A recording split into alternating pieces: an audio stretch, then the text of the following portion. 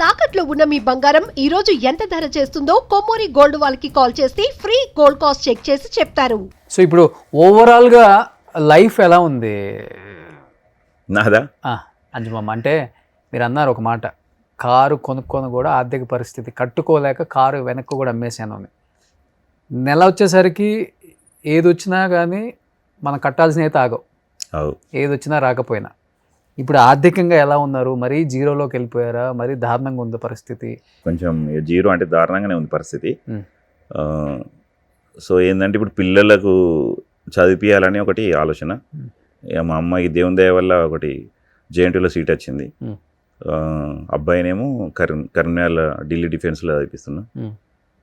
ఇక వాళ్ళ భవిష్యత్తు దాని గురించి ఆలోచించే స్టడీ చదువుకొని మంచి పొజిషన్ ఉండాలని అది నా కోరిక.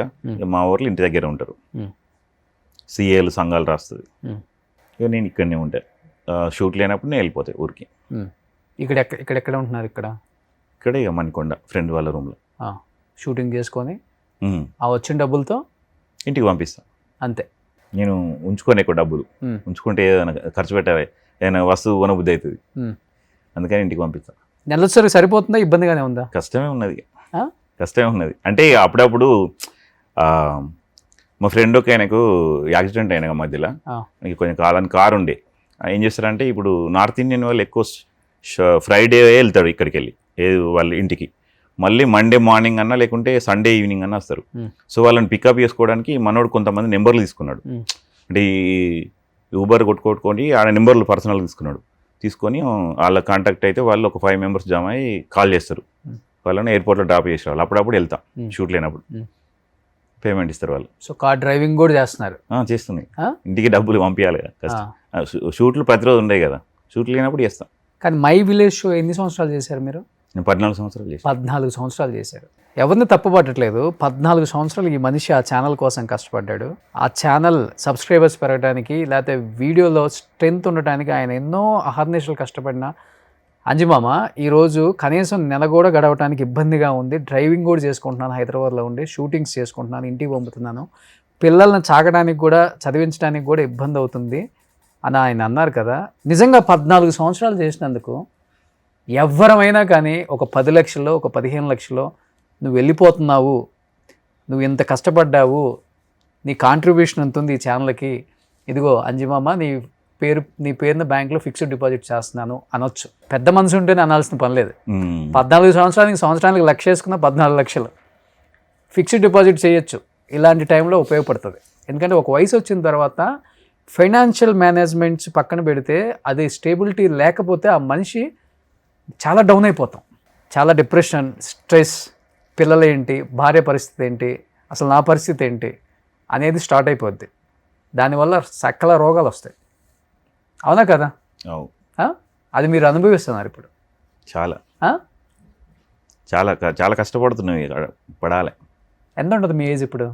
44 ఇప్పుడు రన్నింగ్. 44 అంతే. ఇంకా ఆల్మోస్ట్ 45-50స్లోకి వస్తున్నారు. కానీ మీరు అడిగే ప్రయత్నం చేయలేదు కదా, సొంత మేనల్లుడే కదా, ఇంత చేశాను, నాకు ఇంత ఇవ్వరా అమౌంట్, ఫిక్స్డ్ డిపాజిట్ చేసుకుంటాను. నేను ఎప్పుడు అడగలేదు. అతను కూడా ఇస్తానని అనలేదు. నిర్దాక్షిణ్యంగా వెళ్ళిపో అన్నాడు అంతే. అంటే ఇక వెళ్ళిపోమా, అది కండిషన్ పెట్టారు ఇక అంతే. అనిల్ కూడా డిమాండ్ చేయలేదా? అనిల్ తీసుకోలేదా?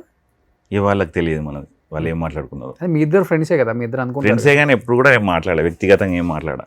వాళ్ళు మంచిగా ఉన్నారా అంటే నేను మంచిగా ఉన్నా. మరి మీ తర్వాత వచ్చినోడే కదా అనిల్. మీరే అన్నారు కదా అనిల్ నాకన్నా బాగా స్థిరపడ్డాడు ఫైనాన్షియల్ కానీ. మరి అతను చేసింది ఏంటి, మీరు చేయింది ఏంటి చెప్పండి. ఇక అది మనం ఏం చెప్పలేము. అతను అంటే మీకు ఒక అంతరాత్మ ఉంటుంది, దాన్ని అడగరా మీరు? ఇక ఎంత అడిగినా కానీ అట్లా ఉండడం నాకు అలవాటు అయిపోయింది. ఇప్పుడు అతను చేసింది ఏంటి, నేను చేయింది ఏంటంటే క్వశ్చన్ రాదా మీకు? వస్తుంది.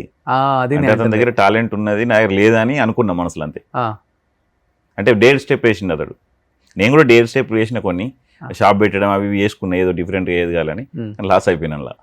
బట్ కుదిరితే మాత్రం మై విలేజ్ షో నుంచి అంజుమామకు మాత్రం ఏదైనా ఫైనాన్షియల్గా మాత్రం హెల్ప్ చేయండి, అది మాత్రం కోరుకుంటాను నేను.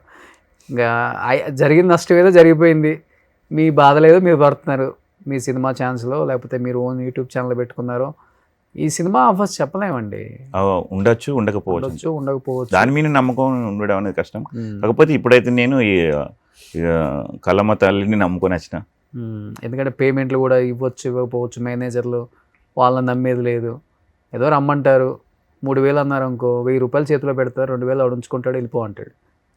అంతే కదా మేనేజర్లు కూడా, వాళ్ళు ఏది చెప్తే అది చేయాలి మనం కూడా.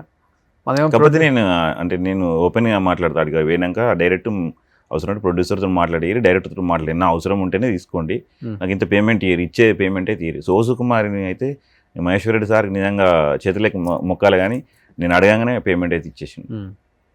అదే కొన్ని సినిమాలకి ఇస్తారు, కొంతమంది ఏమో మేనేజర్లు ఉంటారు. సో ఇంకా లైఫ్లో ఇది ఇంకేం లేదు ప్లాన్స్, అనుకోకుండా ఇంత దూరం వచ్చేసాం.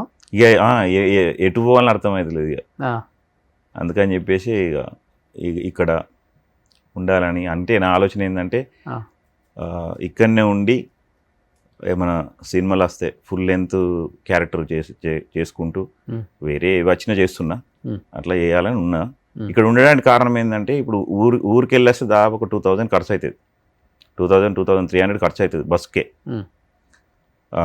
సో పోయి వచ్చాకంటే ఇక్కడ ఉంటే నేనేమైందంటే మధ్యలో పోయినా ఫోన్ చేసిర్రు, సార్ మేము ఈ ప్రొడక్షన్ సార్ రండి అంటారు, ఇంకోరు ఫోన్ చేస్తారు. అట్లా ఒక వారంలో 3 సార్లు పోయి వచ్చిన. నాకు అది నచ్చలే, ఇక్కడనే కొంచెం ఉందాం, 1 మంత్ ఉందామని ఒక 4-5 ఛానల్ వాళ్ళు 4-5 స్టూడియో వాళ్ళు వాళ్ళు పిలిచిర్రు, పోయి కలిసి వచ్చిన. కలిస్తే వాళ్ళు ఏమంటారు అంటే ఇన్ని రోజులు షూట్ ఉన్నది అది అని చెప్తే అట్లా షూట్ లేనప్పుడు ఇంటికి వెళ్తున్నాయి. సో సినిమాలైనా సీరియల్స్ వస్తే సీరియల్స్ కూడా చేస్తారు.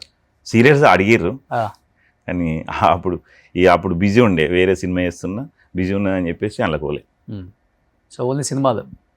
బ్రదర్ క్యారెక్టర్ ఒకటి అడిగిర్రు కానీ చేయలే అంటే టైం లేకుండా, అప్పుడు వేరే సినిమా వచ్చింది అదే టైంలో. సో సినిమాలలో ఎక్కువ ఏంటి, అన్న తమ్ముడు ఎక్కువ, నేను బాబాయ్, మామ బాబాయ్, బావ బామ్మడుదలు, ఒకటి ఫాదర్ క్యారెక్టర్ కూడా చేసిన, ఇంకొకటి ఫాదర్ క్యారెక్టర్ కూడా ఓకే అయ్యింది, మొన్ననే మాట్లాడారు. ఇట్లా ఏ క్యారెక్టర్ అయినా చేస్తా, అదేం లేదు. ఎక్కువ మామ అంటే బాగా ఫేమస్ కాబట్టి మామ అంటే అంజి మామ అంటే మామ బాబాయ్ ఇట్లా. నేను ఇది చేస్తున్నాను ఫీల్ అయితే పడకూడదు అంటే నేను అసలే వాడా. యాక్చువల్గా నేను ఎంత లోపల బాధ ఉన్నా కానీ బయట కాపీగానే ఉంటాను. చాలామంది అనుకుంటారు ఈయనకేంద్ర మస్తు హ్యాపీగా ఉంటాను, లోపల బాధ లోపలికి వెళ్తుంది, నాకు అంతరాత్మక వెళ్తుంది. ఎవరు తెలియదు. బాధ లేనివాడు మనిషే కాదు మామ. నాకేం లేదు, నేను సూపర్ హ్యాపీ, నాకు కావాల్సినంత ఉంది అనేవాడు అబద్ధం ఆడేవాడు. అంటే కరెక్టే మీరు అన్నది, కానీ నా ఎంత చెట్టుకి అంత గాలే వస్తుంది కదా. నా ఏజ్ వాళ్ళు అందరూ ఊర్లే, నాకన్నా చిన్న వాళ్ళు డెవలప్ అయ్యారు, నేను డెవలప్ కావాలి, ఒక ఊర్లే లేదు అని అట్లా ఉన్నది అంతే బాధ. ఏం లేదు, మీరు కూడా బాగా సెట్ అవుతారు. ఇప్పుడు మీ ఊర్లో అందరూ సెట్ అయిన వాళ్ళకి రికగ్నేషన్ ఉందా? ఎక్కడికి వెళ్ళినా అంజిమామ పేరు ఉన్నది. అంటే నేను మైలు షో ద్వారా డబ్బులు సంపాదించుకోపోతాం, పేరు అయితే సంపాదించుకున్నాం. అంజిమామ అని ఒక బ్రాండ్ అయితే వచ్చేసింది. మై విలేజ్ షో ద్వారా అంటే ఇప్పటికైనా సంపాదించుకోలేదు, పేరు మాత్రమే సంపాదించుకున్నానని ఓపెన్గా చెప్తున్నాను. ఆలోచించండి, ఇప్పటికైనా ఆ షో ద్వారా బాగుపడ్డోళ్ళైనా ఒక్కసారి ఆయన గురించి ఆలోచించండి. ఏం కాదు మామ, thank you. Ever green young, నువ్వు కుమ్మేస్తావా చూడు. అసలుకి బ్యాగీ ప్యాంట్ గిట్, ఇది షూటింగ్ లెక్క వచ్చిన డైరెక్ట్, ఇది నా కష్టం కాదు వాళ్ళదా. యాక్చువల్లీ మీకు టైం ఇచ్చినా అనుకోకుండా అక్కడ షూట్కైనా షూట్లోకి వెళ్ళి వచ్చేసిన. ఓకే, సో పోన్లే, హ్యాపీగా ఉండండి మామ, ఏం కాదు, అంత మంచిగా జరుగుతుంది. పైవాడు ఒకడు ఉన్నాడు, మొత్తం అతనే ఈ భూప్రపంచాన్ని మొత్తం కూడా నడిపించేది. కొన్ని కష్టాలు ఇస్తాడు, కొన్ని సుఖాలు ఇస్తాడు, కొన్ని తెలుసుకోవాలని కూడా చెప్తాడు అనమాట. ఆ తెలుసుకోవడమే అనుకోండి ఇది.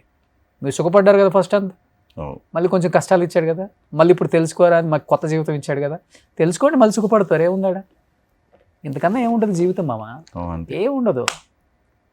Be happy, chill. ఏం కాదనుకుంటే సుమన్ టీవీలో యాంకరింగ్ చేయండి, మీకు అక్కడ ఇచ్చిన 30,000 నేను ఇస్తా. Okay, thank you.